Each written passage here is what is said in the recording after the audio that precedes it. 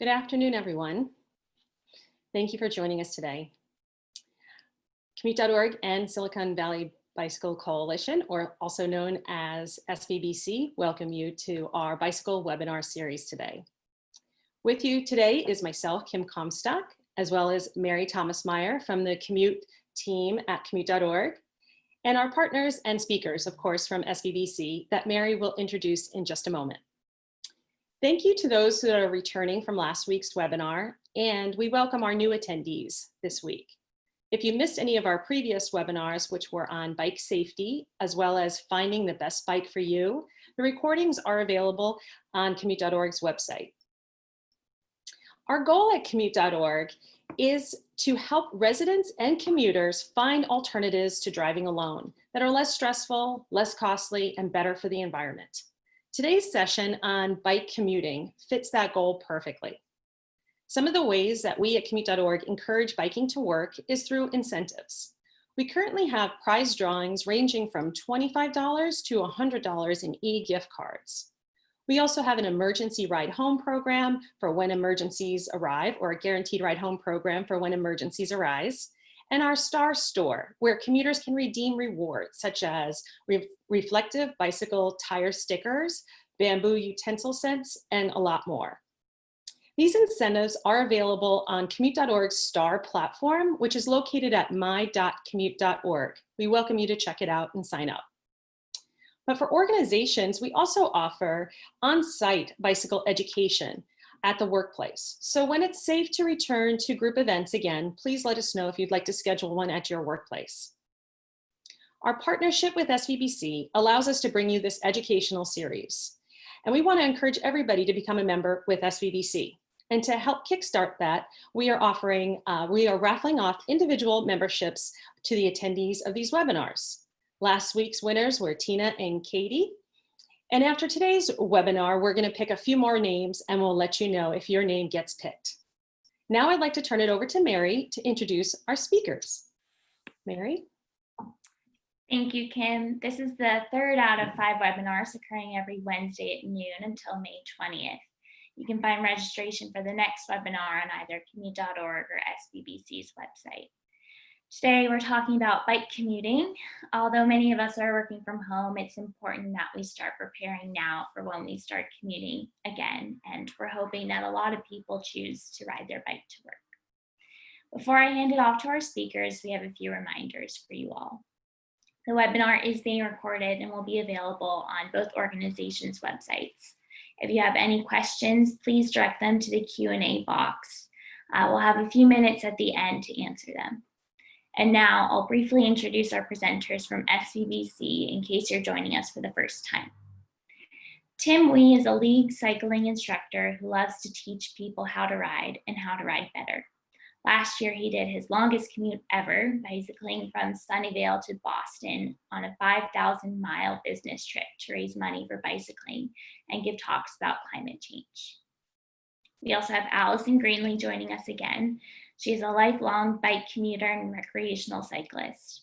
Prior to joining SVBC in 2017, she worked in higher education, outdoor and environment organizations, and as a bike mechanic. In 2018, she and her wife participated in the California AIDS Life Cycle, riding from San Francisco to LA. Her program's role at SVBC allows her to share her biking experiences to educate and enthuse the masses. And now I'll hand it over to Tim.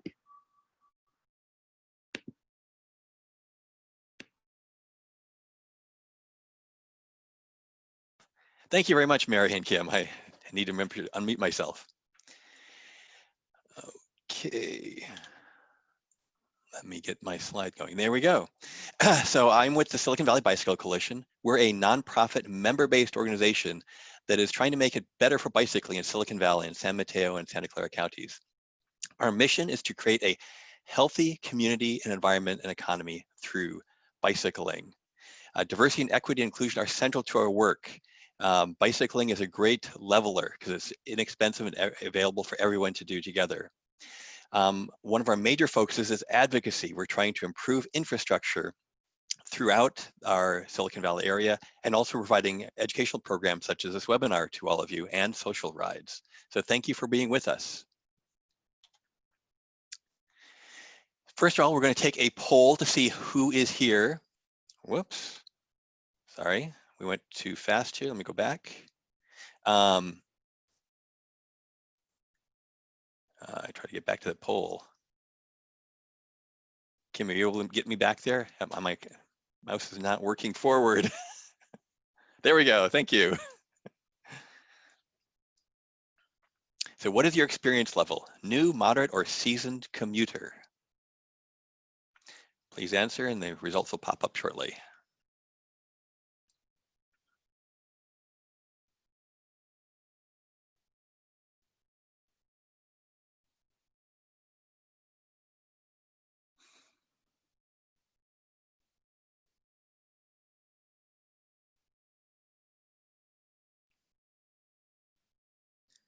Okay, and we have a lot of new writers here. That's great, as well as some moderately experienced writers and a few seasoned commuters. Thank you very much for taking that poll. Okay, and on we go. Make sure my mouse works here.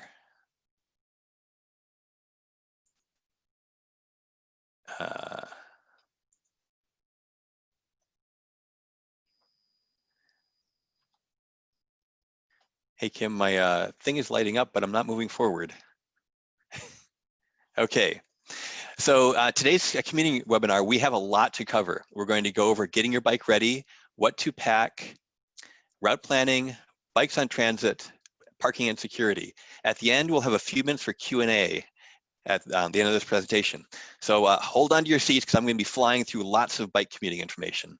And as we go, enter your questions in the Q&A pod so they can stack up, and Allison will be moderating our Q&A at the end.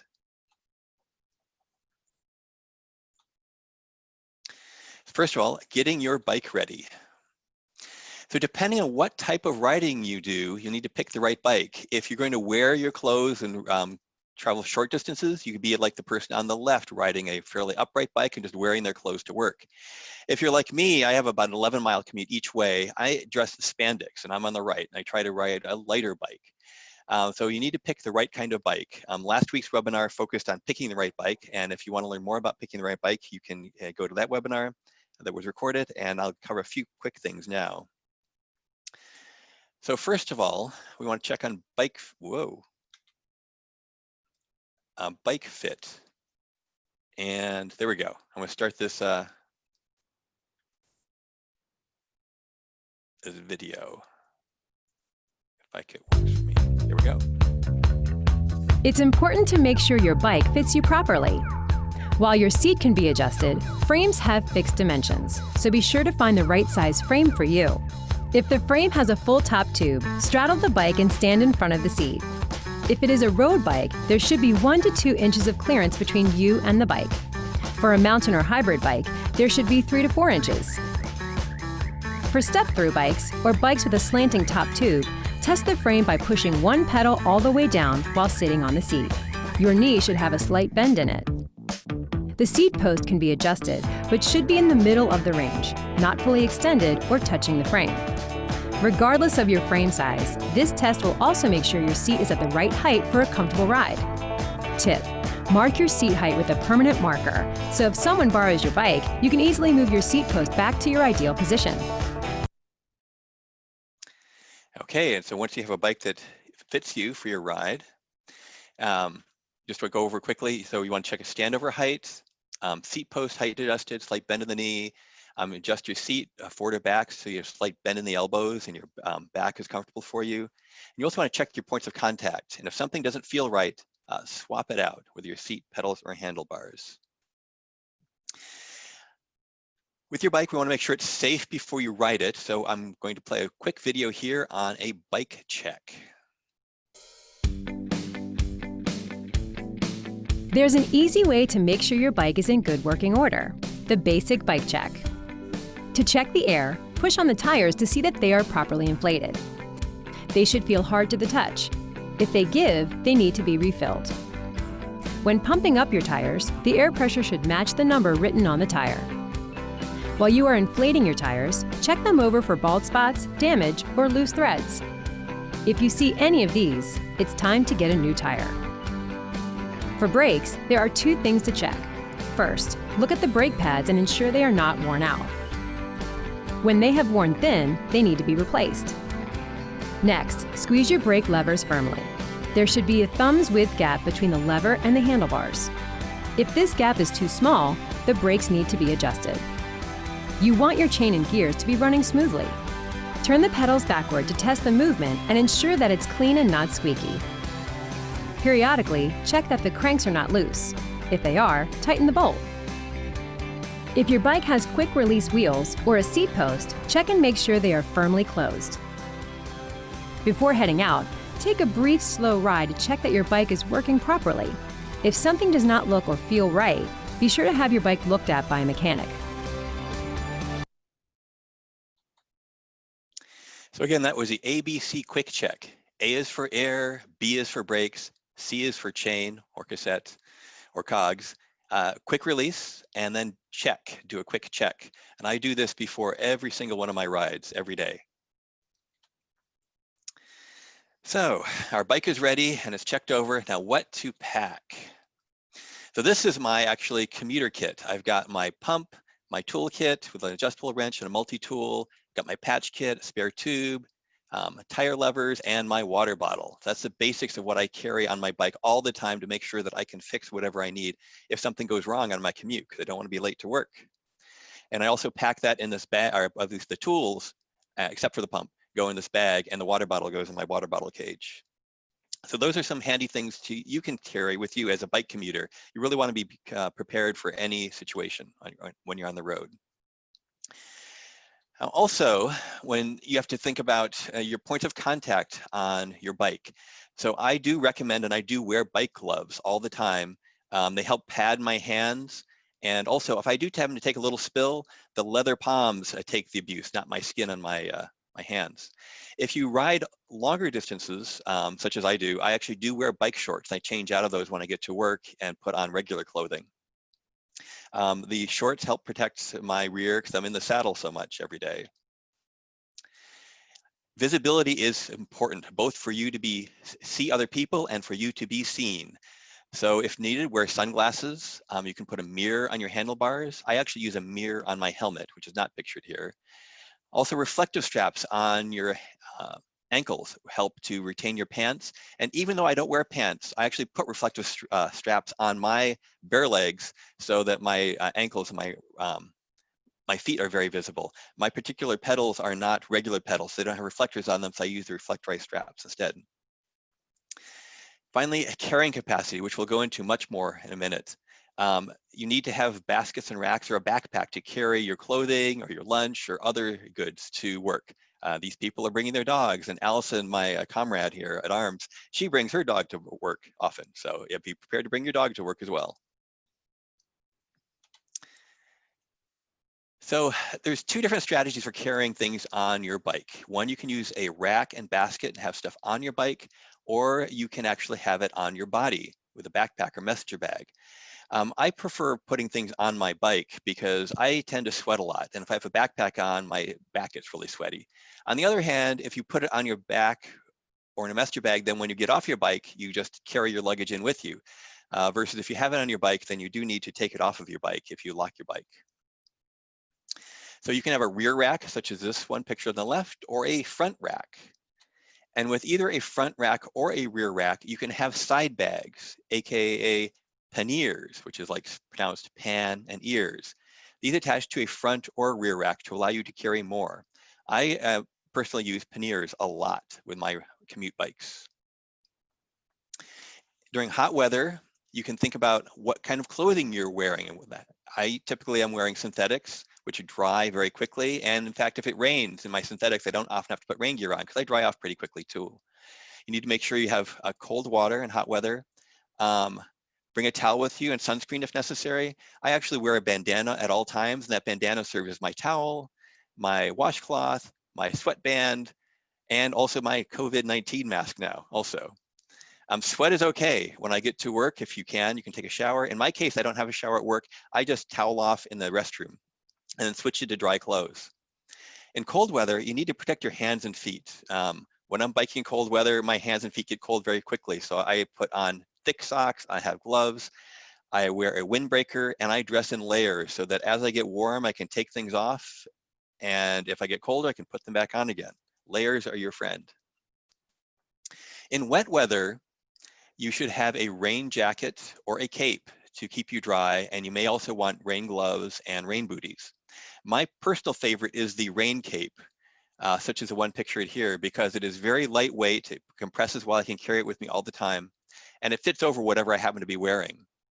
And it has a lot of nice air circulation underneath. As I mentioned, I get sweaty, and that air circulation underneath works well.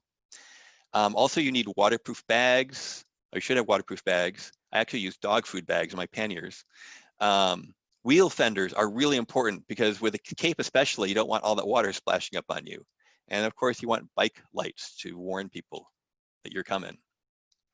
For lights and reflectors, at night, you should have a white headlamp that's visible for 300 feet to the front and sides, a red rear reflector, side reflectors on your wheels, and pedal reflectors. And as I mentioned earlier, I actually just wear my reflective straps on my legs to serve as my pedal reflectors. Also highly recommended is a red rear light on top of the reflector. And try to exceed the minimum on your front, rear, and sides. It's really important as a cyclist, since you're so small, to be very visible to all motor vehicles around you. So here's some examples of some people with rear lights on their bikes, and someone else on the right has very reflective clothing. I also wear a reflective vest on top of my clothing, so I'm super visible at night. Reflectors are great because they never need to be charged and can be seen from far away. Lights are great because they're visible from multiple angles, and they're also effective during the day or night. I do run with my lights flashing in the back and a white light in the front during the day, as well as daytime running lights, to make sure that cars see me, since I'm biking everywhere I go. We'll get more into bike security, but briefly, you should consider what kind of lock you want to carry with you, whether it be a cable lock, a chain lock, or a U-lock, which are super strong. Cable locks are good inside, where it's fairly safe for your bike, but U-locks are very important if you're outside. Something else to think of is locking skewers. If your wheels are able to come off easily, you can replace quick release skewers with locking skewers so that your bike wheel need not necessarily be locked as securely as your frame, because it's already locked to the bike with the locking skewers. Something else I carry everywhere with me is my bike link card. Commuting.org runs an awesome set of bike lockers all over the Bay Area, BART stations and Caltrain and elsewhere. That allows you just to roll your bike into the locker and lock the, and then your bike is secured, so you don't have to take all the parts off your bike. Cars get to carry their big security cage with them with hundreds and hundreds of pounds of metal around them. With bikes, we don't have that kind of security, but with bike lockers, we can just roll our bike in and be like a car and not have to worry about stuff disappearing from inside of or on our bike in our case. So go to bikelink.org for a map and more information on the bike parking lockers. A quick reminder about helmets. Your helmet should be secure on your head, level, eye level, or it should be even with your brow. You can use 2 fingers above your eyebrows or above your eyes, and also your to measure, make sure your helmet's not too high. The strap should form a Y that's under your ears and keeping your helmet snug. The helmet strap should go underneath your chin with the buckle closed, with it snug but not tight, so you can still talk. That's just a brief reminder on wearing your helmet. Okay, route planning, which is something that a lot of people spend a lot of time agonizing over and how to get to their workplace or elsewhere. We have bike maps available at bikesiliconvalley.org/maps. You can get paper maps. This is actually a snapshot from the VTA bike map, and San Mateo County also has a bike map that you can get if you want to take a paper map with you. Google Maps has very good bike directions that incorporate that information from those paper maps and will give you a suggested bike route. It'll show you the elevation that you are going on, so you can understand how high or how low you're going to go. And it generally routes you on fairly safe roads. Now, Google bike map directions are not perfect, but they're often very good. And I use them a lot, especially when I'm going someplace that I haven't gone before. I'll pop the destination in, pop my phone in my back pocket of my jersey, and will often listen to the bike directions as I go riding on my route to wherever I'm headed.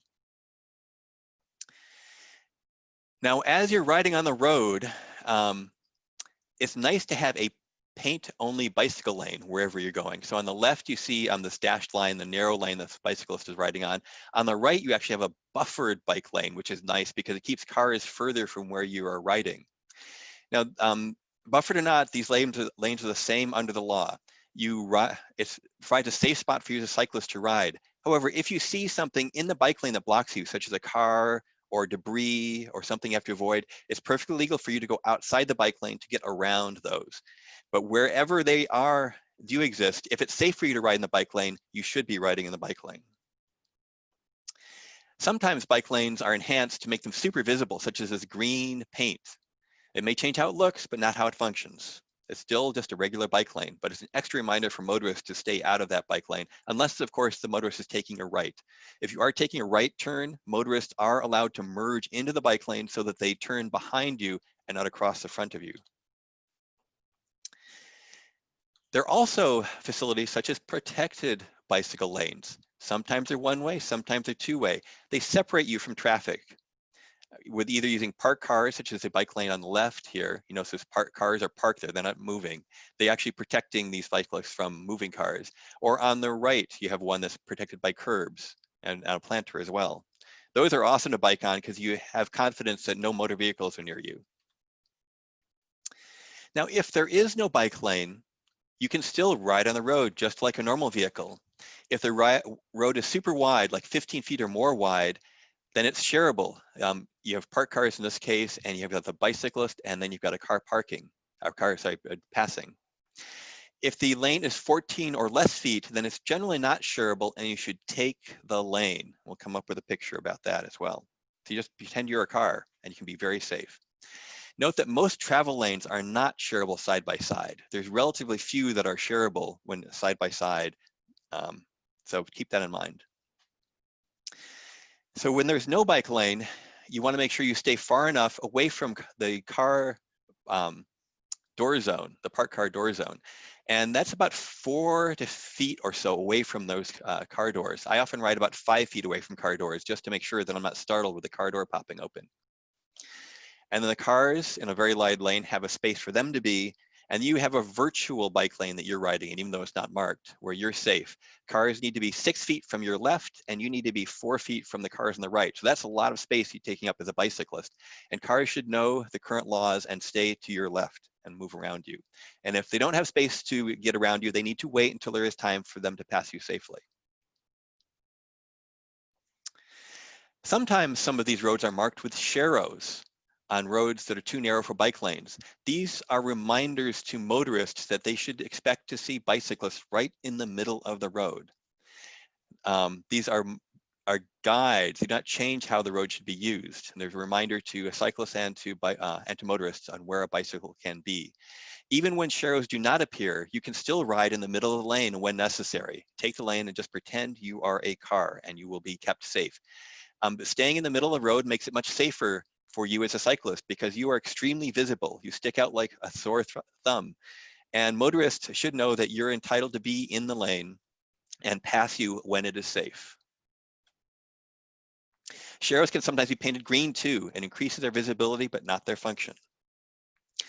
Now, when you are out there, it's often challenging when you're at a traffic light, knowing where to be to trigger the traffic light. If you see this marking on the pavement with a bicycle and 2 lines, you need to place your bicycle wheels right on top of those lines, and those will help you trigger the light.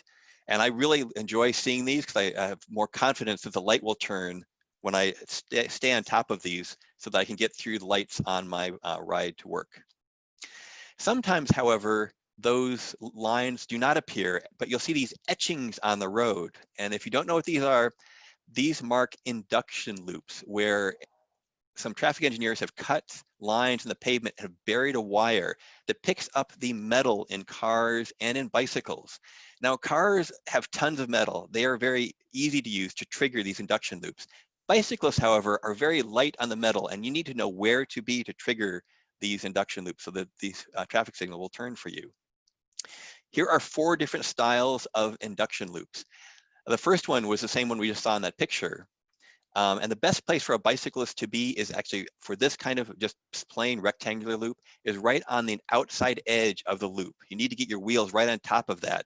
And it's the metal in the rims of your wheels that are triggering the loop.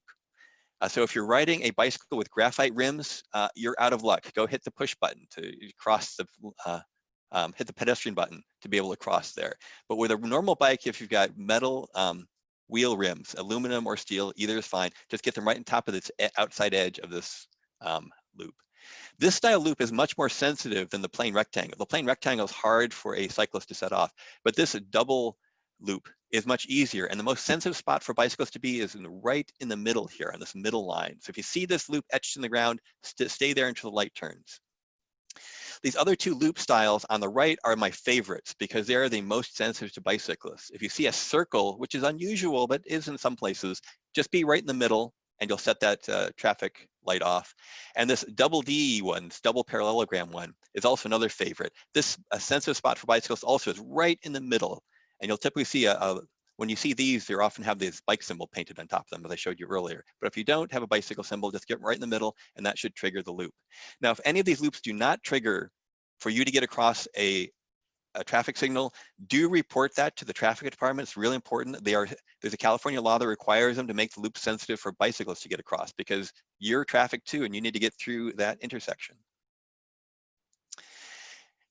Now, the nicest place for you to ride to work would be on trails and paths because you're well away from cars and they're very pleasant and they're very usually have a lot of greenery.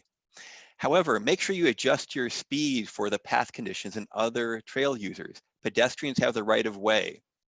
Before passing, move left if there's no oncoming trail traffic and give an audible warning. Otherwise, wait until you can pass. So in this case, you're the car. You need to do the right thing around pedestrians.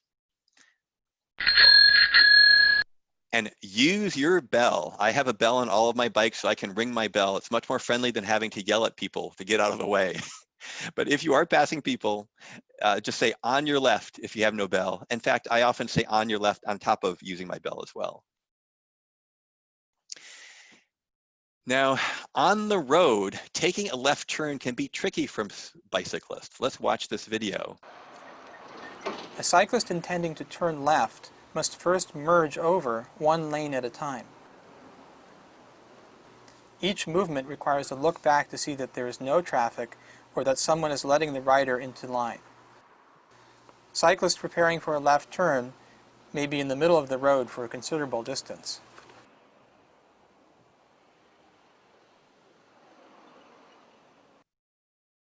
So there you saw an illustration of someone taking a left just like they're a car, and they just merge in with traffic and they look behind them and they signal accordingly. Here's another video showing someone taking left-hand turns that shows you an alternative approach.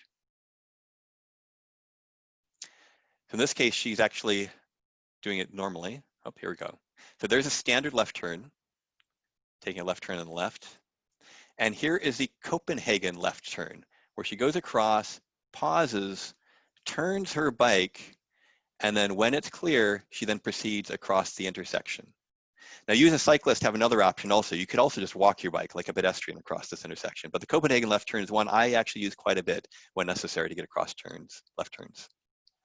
So here is a diagram showing these two different options. One is a normal car where you look and signal and move across each lane until you're in the left turn and then take a left like a car.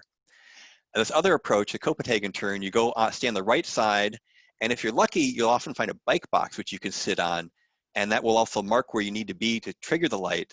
Wait there for the traffic signal to turn and then going across. I use these two interchangeably often, depending on what the light signal is. If I'm coming up to a red light, I'll try to move across so I can take the left as soon as I can. But if the light is green and there's a lot of traffic, I'll actually proceed straight across because the cross traffic will turn and be let through before the people taking lefts are typically let through. So I use both techniques when doing my left turns. I mentioned a bike box earlier. Bike boxes are really nice because they help a bicyclist get forward of traffic in front of them so that they can't be right hooked because you're visible to traffic when you're in front of the cars. Also, it provides you an alternative method to get to the left part of the lane without having to cross through this, through the cars. However, if you do use that technique, you want to make sure the light actually has the cars fully stopped. You don't want to be starting to move into that box as a car is just starting to try to get across the intersection. So pay attention to your light cycles if you're using the bike box to take a left turn. But the bike boxes, they are very nice. Also, if I was doing a Copenhagen turn and be coming across here, I can then stop in the bike box and wait for the traffic signal to turn before I proceed across. All the cars need to stay behind these bike boxes. There's a stop limit line right here. They should be way behind. And coming soon, and to some extent, we have a few of these in San Francisco, Oakland, and San Jose. There are some protected intersections. Hopefully have more of these coming up soon because they provide areas for bicycles to be separated from cars. So in here you see a separated bike lane, and then there's a separated intersection with separate signals so that bicycles can get across separate from cars. I saw these a lot in Europe, in Denmark, and in Amsterdam when I was cycling. Okay, another option for you to get to work rather than riding all the way is you can take your bike on transit. For more about how to take bikes on transit, by the way, you can go to bikesiliconvalley.org, biking to get around, that URL. And after this is over, we will send an email to everyone who's attending with these URLs in them as well. So with standard frame bikes, there is often a bike rack on the front of the bus, and you can ask the bus driver to kneel the bus to make it easier to get your bike on the rack and off. You do want to make sure you take everything off your bike in advance of putting it on the racks, because you want to make sure that you're as quick as possible putting your bike onto the bus rack. If you have a folding bike, you can just fold the bike up and take it on board anytime. That applies to all transit alternatives. This is a great option for people who have folding bikes. They're nice and compact. Also good for apartment dwellers because they can pop their bike inside their apartment more easily.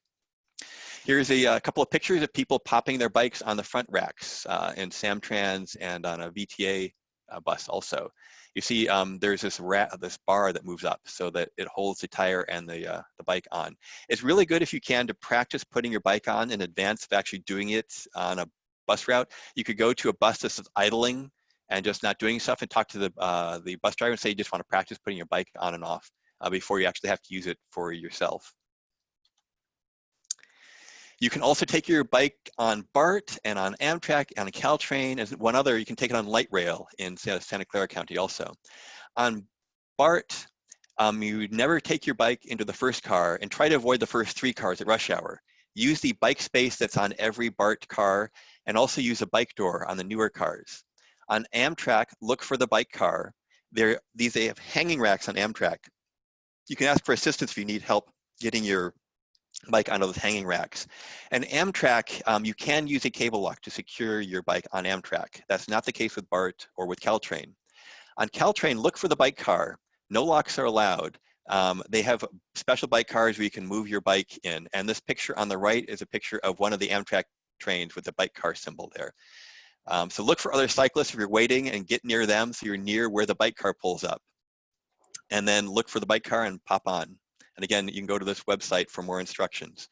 Not mentioned on this slide is light rail, but on our website, there's instructions for how to use light rail, your bike on light rail.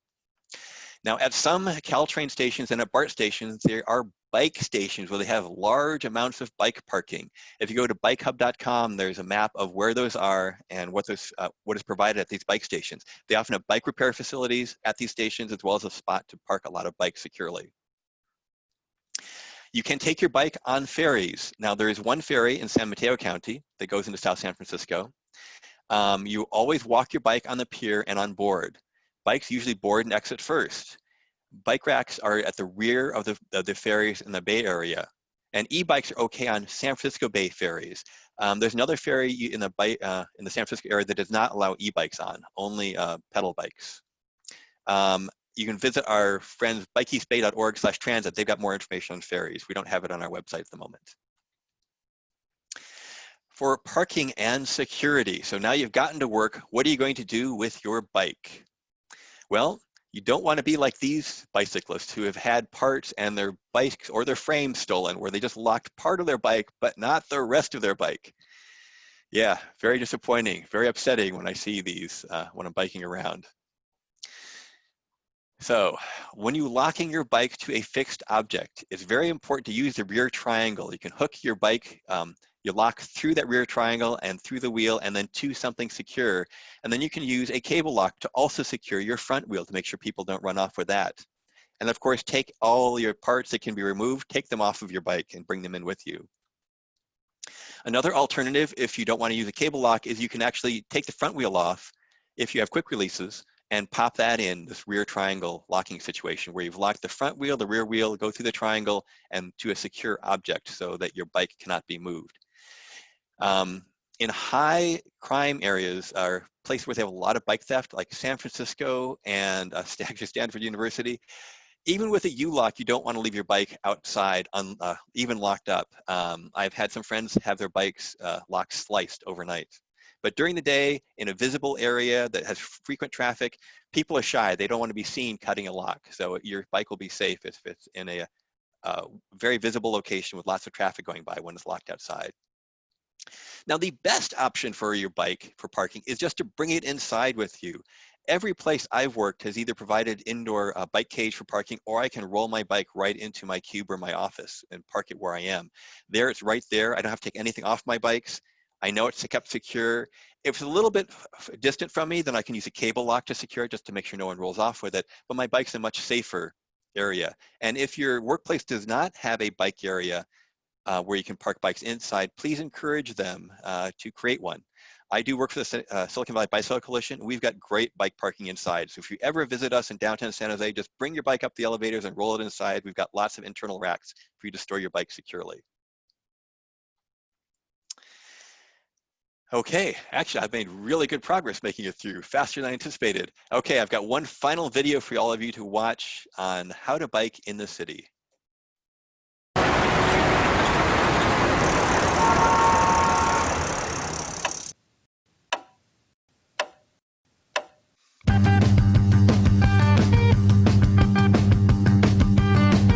It kind of bums me out inside the creature you become. The stagnant glow that blocks your eyes from seeing anyone. It kind of bums me out inside who wants to stare and blink. Without a screen in front of you to tell you how to think. No laughing, no dancing, flirtation, romancing, no parties, caressing. I find it distressing, collecting devices. You're paying the prices of over-consumption with mental destruction.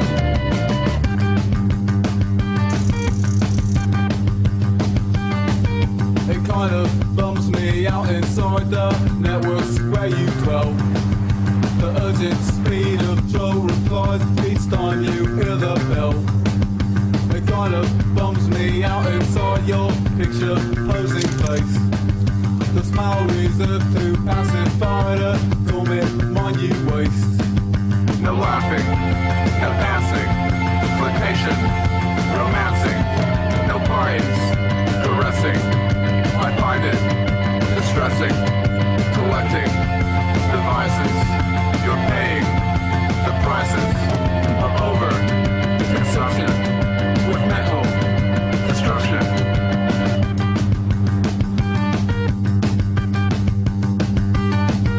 It kinda bums me out inside the life that you avoid. The dread you face when attempting the things you once enjoyed. It kinda bums me out inside the prisoner you've become. I can't emancipate you from your lonesome obsession. No laughing, no dancing, flirtation, romancing, no parties, caressing. I find it distressing, collecting devices. You're paying the prices of over-consumption with mental destruction.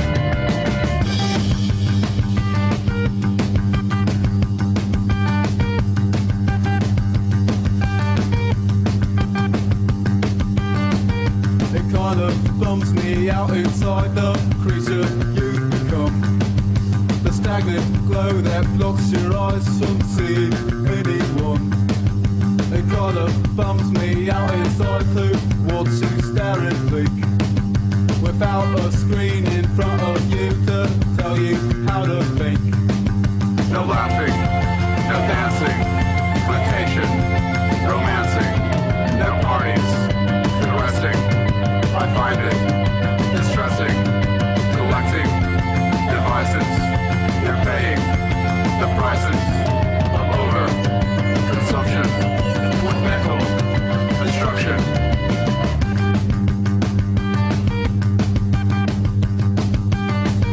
It kind of bums me out inside the networks where you dwell. The urgent speed of Joe replies each time you hear the bell. It kind of bums me out inside your picture posing face. The smile reserved to pacify the torment. Whoops. Okay, I hope you guys all enjoyed that video from Seattle. It's a very peppy one. I really enjoy it. And now I'm going to turn this over to Allison, my superstar colleague, who's going to moderate the Q&A section. Hey, Allison, take it away. Thanks, Tim. That was great. And I certainly feel jazzed for the day when we can bike around a city and join our friends for a beer outside, as I'm sure most of you do too. So our first question comes from Laura. Is it safer to listen to bike directions on earbuds or look at them on a front-mounted phone? So what I'll say about this is, number one, it's great to listen to directions on audio. I don't necessarily recommend wearing earbuds. You want to have all your wits and senses about you. So if you do wear an earbud, legally you can't have both ears covered. So if you are listening through an earbud, use it in your right ear because that's not the side that traffic is coming from. But also if you have it mounted to your handlebars, make sure that you are also paying good attention to the road and where you're going. So if that's going to be distracting for you, it's probably best to have that on and have it on loud audio so that you can hear which directions you're going and for your upcoming turns. So those are my thoughts on that. Tim, do you have anything to add? Yeah, I don't like having things on my body, on my ears, because they get knocked loose. I actually have a speaker on my bike that's a Bluetooth speaker. It talks to my phone. Also, it's hard having the front-mounted phone. I have used a clamp to keep my phone clamped, but then I take a lot of pictures on my phone, and so I really like having it in my back pocket so I can whip it out and take pictures. I take pictures of a lot of bicycle infrastructure, for instance. And it can be hard to actually look at your phone while you're riding. I tend to stop and look at my phone. So yeah, don't cover both ears, and I just do a speaker. And actually, I play music in my speaker, so I'm pepping along with my music playing. Cool, thank you. So our second question is, if I commuted by car and got a flat tire, I would call AAA, since I don't know how to change a car's tire, and some cars don't even allow this with special equipment, without special equipment. Here's the question. Is there anything equivalent for bike commuters? What's the best way to learn how to replace a bike tube in case of a flat tire? And I'll take the second question first. What's the best way to learn? So there's classes that you can look for online, local classes. Right now, those probably aren't happening because of our social distance orders. However, there are a lot of videos online that you can watch. In particular, a reputable one that I would recommend is through Park Tool. And the one that I'm referencing is called How to Remove and Install a Bicycle Tire and Tube. And that one is from a reputable place, and you can watch it over and over and over. What I recommend, though, if you haven't done it, is to do it before there's an emergency. So practice. Take your wheel off, deflate your tire, take the tube out and put it back in, and practice and get the hang of it before you're actually in a situation where you're short of time and you know, just where you can have time to practice. So Tim, is there anything you want to add? And then is there anything equivalent to AAA other than your friends and family that would come and help change a flat? Well, if you are a AAA member, as it turns out, they will actually come out and help you with a bicycle as well.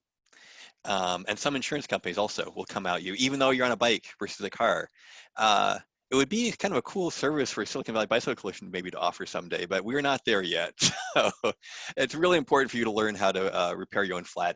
I can actually take my tube out and fix a flat and put it all back.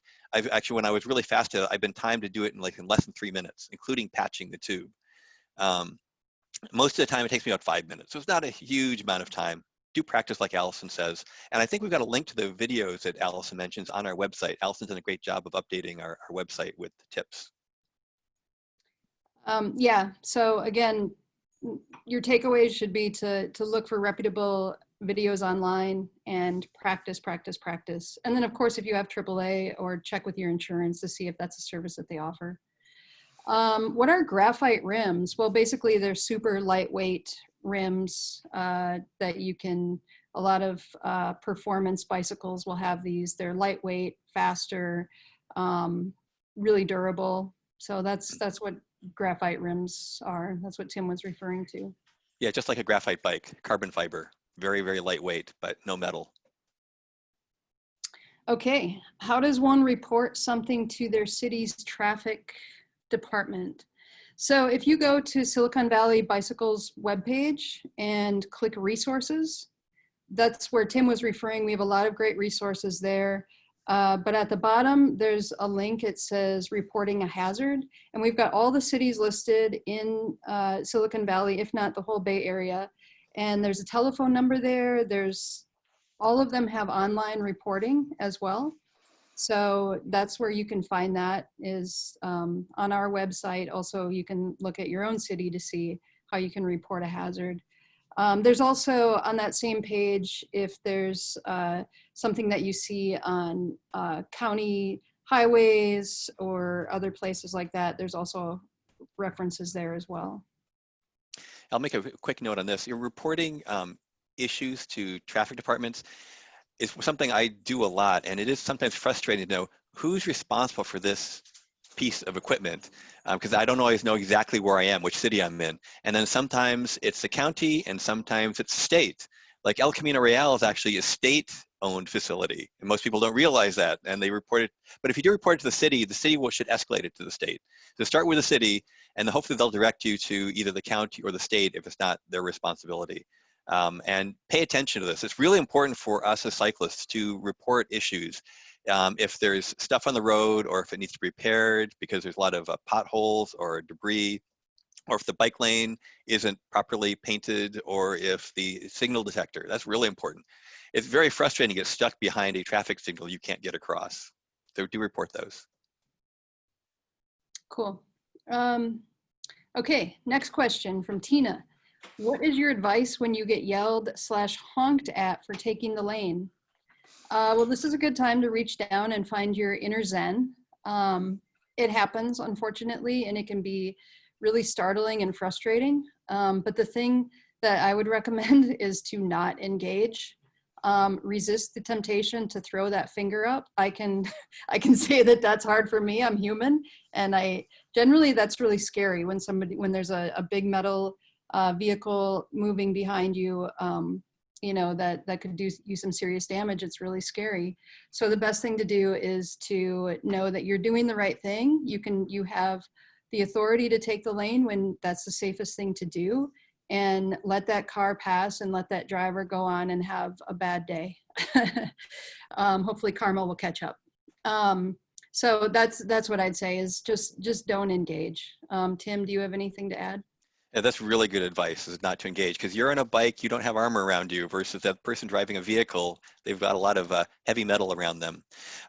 So other tips is, if you can afford it, I actually ride with video cameras front and rear a lot of the time, but they're a little bit pricey. They're actually also my bike lights. That's why I have them on my bike all the time. And I have reported a number of motorists to the authorities after the fact if they do something untoward. Also, if use the camera on your cell phone if you've stopped. Just like if you have an altercation in a car situation, take pictures of everything if you're stopped and can do so safely. But otherwise, don't engage with a motorist. It's just not worth it, and it's unsafe for you. Yeah, the other thing I'll add is, typically if my inner demon gets the best of me, and I do engage, I feel like I have a worse day, honestly. You know, I feel a lot better if I don't engage and I'm able to ignore it and just keep going safely on my way. So it's that famous Michelle Obama quote, when they go low, we go high. Okay, next question comes from Kim. And Tim, I'm gonna let you take this one because I haven't taken my bike on public transit a lot and I haven't had to pay. The question is, do you need to pay extra to take your bike on public transit? No, well, most of the time in the Bay Area, you do not need to pay extra.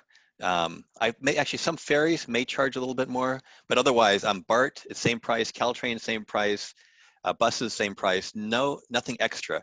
Now, if you do travel on Caltrain, you should carry an extra tag with you for your bike to mark where your bike is going destination-wise. So there are other things to pay attention to, but it's no extra cost, which is really nice. Bicycles combine with transit really well because then you can use the bike to get to transit. You don't have to pay for parking there. Take your bike on transit, not have to leave your bike locked up, and then able to get to lots of places at the other end of transit. So I've taken my bike on transit to San Francisco and to Oakland when I go to meetings. Yeah, it takes a little longer. I have to plan for it, but then while I'm on transit, I can read, or I can listen to music, or I typically don't sleep. I actually pay attention to what's happening to my bike to make sure no one runs off with my bike. But otherwise, transit and bikes make a great combination. Okay, next question comes from Kathy. My bike shop says, don't try to fix my tire. I have an electric assist bike and they have convinced me I shouldn't do it. I do my own repair on my non-electric assist bike. So AAA for bikes would be great. Are you sure about AAA? I called them last year and they said no. The first part of that, I will say, if you know how to fix a flat, by all means, you can do that on your electric bike. I don't know what kind of bike you have and what might be the extra challenges. I have 2 e-bikes actually in my family, amongst other bicycles, and I've fixed a flat on both of them. It's a little bit more challenging, I'll say, because the bike is heavier, and so it actually took me longer because I was out on a trail and I had to have. Thankfully, I had a lot of time. It just took me a little longer. But again, this is something that you can practice at home. To Kathy, I would say maybe ask the folks at the bike shop why they're telling you not to fix it on your own, because it should be just like a regular fix a flat like on your non-electric assist bikes, unless you have a special circumstance that I'm not aware of. And then again, about the AAA, I hadn't heard that before Tim mentioned it. If you are a AAA member, I would call and just ask to see if that's a service that they offer. I'm not sure what else to say. Yeah, I'd heard about this, and I just brought up their website, and AAA says they do provide bicycle roadside assistance. So that person may not have known that AAA is supposed to provide it. There you can just Google it or talk to your AAA people. This popped up a couple of years ago where they started providing this service. I thought it was awesome. So perhaps the person you talked to just didn't realize that AAA says they provide it, at least in California. Cool. But Kathy, give it a try. Actually, first, maybe just ask why they say don't change it yourself. But by all means, if you feel confident in doing it, go ahead and do it and save yourself some money. Next question comes from Star. Do you recommend online or store to purchase a helmet? I don't like wearing a helmet. Star, I highly encourage you to wear a helmet. I'm sure you look great. They come in all colors, you know, bedazzle it if you want to. It is your choice if you're over the age of 18 to wear a helmet or not. But I always say, you know, you've got one head and you want to protect that the best that you can. I'm sure you look great though. And what I will say about where to purchase is purchase your helmet at a reputable store, like your local bike shop. Online purchases, you don't always know where it's coming from. There could be unsafe helmets out there, and you want to make sure that you're getting the best helmet that you can. Also, Star, if you try it on at your local bike shop, you can see how awesome you look before you purchase. So, Star has another question. Are the webinar slides available to download? Yeah, so these webinars are available through Commute.org on their site, and they will also be on the Silicon Valley Bicycle Coalition website as well. So you can watch them over and over and over. Okay. Next question comes from Paul. How do you report with cameras? Tim, I'll let you take this one as the camera professional. Okay, so there are a few different cameras you can use. You can use GoPros, but they don't, the battery life only lasts like a couple hours. And the ones I use are from a company called Cyclic or Cyclic, C-Y-C-L-I-Q. And they run for about 7 to 8 hours on a charge, which is really nice. And they're a dash cam, like you would have in a car, except they're mounted in your bike. And they just run continuously. You need to remember to turn them on at the beginning of your ride and turn them off at the end. And then I just go, if I have an issue, I just keep riding. And then when I get back to my home or my work, I pop the little memory card out, take the little bit of video that I need to report, take that snippet out off of the memory card, and then send an email with a link to the video. And I'm actually often putting these videos, actually not often, I'm always actually putting these particular videos on my YouTube channel so that I can just send a link to the traffic engineers and know that they can watch YouTube.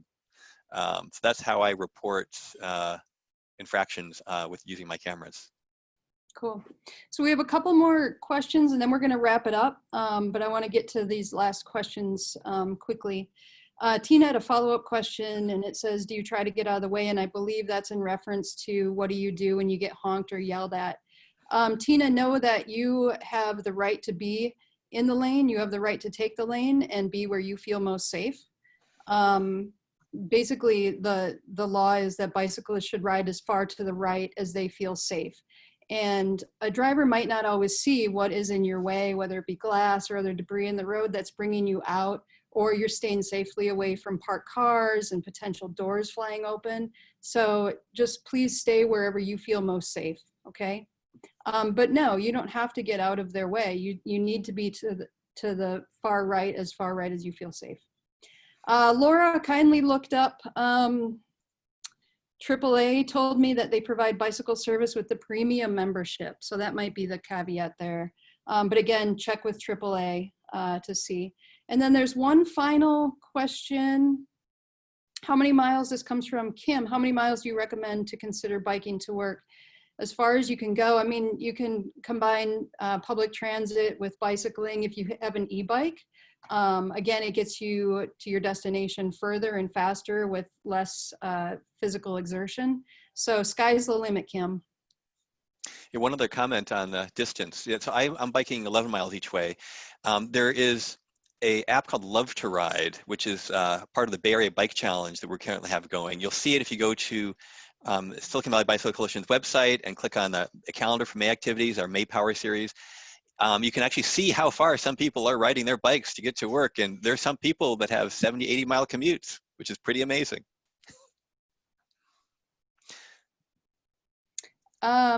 Cecily has one more quick comment, then we're going to wrap this up with Mary. I've heard something about a Dutch Open for drivers to avoid dooring bikers. Could you describe what that is? Tim, describe what that is, please. So it's called the Dutch Reach. And it's something that the driver needs to remember. So inside their car, they use their right hand to pull the door open. That way they turn their body and look outside and look for what's on their left side of their car. A lot of drivers don't remember to do the Dutch Reach, however. So as a cyclist, I'm never counting on that. I'm always at least 4 feet to the left of those cars or to the right, depending on which side the car is parked on, so that I'm well clear of the door popping up. And I have had a number of doors pop open that if I'd been in the wrong spot, I would have, hit the door and then bounced out into traffic, or just hit the door and really hurt myself.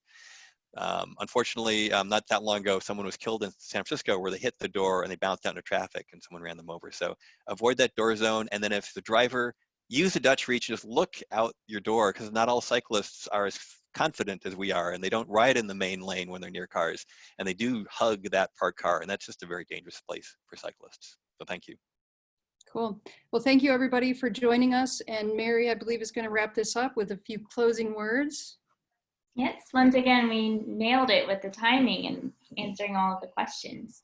Thank you, Tim and Allison, for the presentation, and thank you all for joining us today. We hope you can join us next week when we'll cover family biking. You can find the registration on Commute.org and SVBC's website. When we close the webinar, or when you leave, there will be a quick survey that pops up in your browser, and that's for you to provide us with some feedback, and we greatly appreciate it. Thank you, and stay healthy. We'll see you next week.